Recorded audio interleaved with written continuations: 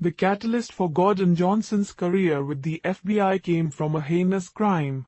He remembers clearly the day in 1995 when a former U.S. soldier parked a rented truck packed with explosives outside a government building in Oklahoma City and ignited the fuse.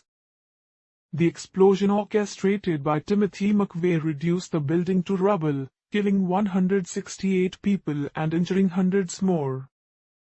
I saw all the resources that the FBI was bringing to that investigation and how they were determined to figure out who did this very despicable act, said Johnson, who was in the Army at the time but joined the FBI that year. I thought, wow, that is a force of good. I was drawn to that. Johnson says his career has come full circle with the arrest of Christopher Hassan. Federal authorities contend the U.S. Coast Guard lieutenant stockpiled weapons and planned a widespread domestic terrorist attack targeting politicians and journalists.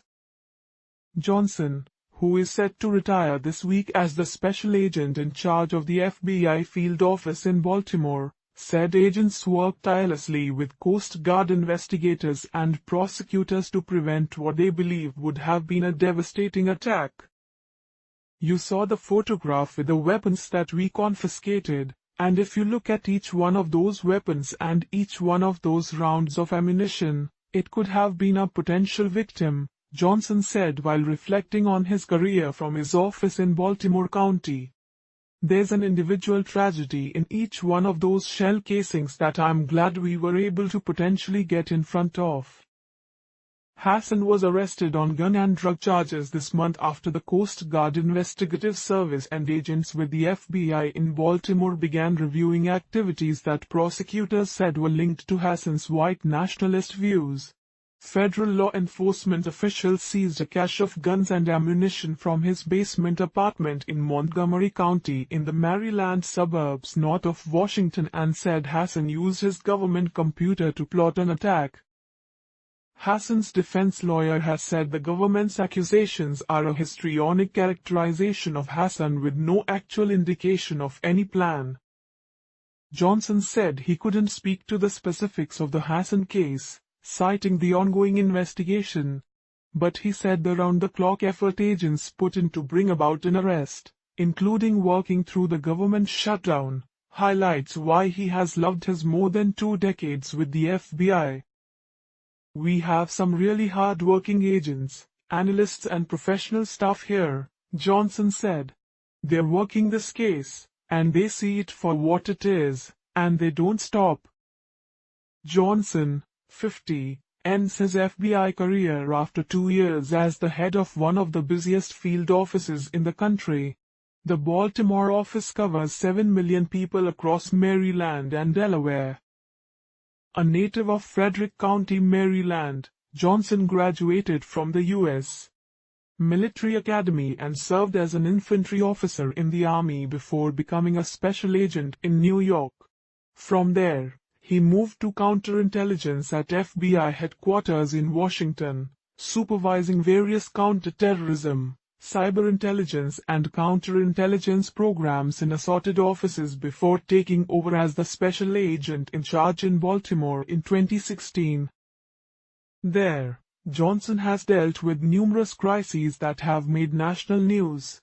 There were mass shootings, including the rampage at the Capital Gazette newsroom in Annapolis that killed 5, and the workplace shooting at a countertop company in Edgewood that killed 3. And there was a prison riot in Delaware that killed 1, and the line-of-duty deaths of at least 6 local police officers. Johnson said the FBI is immediately on the ground for those events because, should one turn out to be a case of terrorism, the agency would take charge. Major events are intense, Johnson said, as he and other agents rush to the scene, interact with traumatized victims, comb the internet for intelligence and coordinate with local law enforcement. Johnson also has overseen efforts to beat back violent crime and shut down public corruption. Violent crime increased in Baltimore around the time he took over the field office, with homicides reaching record levels. Agents have been working with city police to ramp up enforcement efforts targeting major actors and gangs that drive most of the crime in the city. Johnson said the FBI has also been focused on its partnership with Prince George's County, which he and Police Chief Hank Stwinsky often say has been a major factor in driving down violent crime in the Maryland jurisdiction bordering Washington. We have some work that our cross-border squad is doing in Prince George's County where you're talking about how homicides are down, Johnson said. I know that we've done work there that has helped that community, so I'm pretty proud of that. In Prince George's, several politicians, public officials and liquor store owners were convicted in a bribery scheme to push legislation that would expand liquor sales. In Baltimore, federal officials cracked down on the police department's gun trace task force involving officers who clocked fraudulent overtime pay while stealing money and drugs from suspected drug dealers and civilians. A Pittsburgh Steelers fan who keeps a yellow terrible towel in his office and grew up watching games on a TV with a rabbit ear antenna, Johnson said he plans to rest and enjoy time with his family before looking for work in the private sector. And, when the time is right, he wants to visit the family of Richard Collins III. Collins was killed at the University of Maryland in what prosecutors say was a hate crime. The second lieutenant in the Army was days away from graduating when he was killed, and Johnson remembers being asked by University of Maryland Police Chief David Mitchell to help investigate. When I see the photos of him and his family, I actually kind of see myself as a young lieutenant coming into the Army, Johnson said. It is one case, he said, that will always resonate.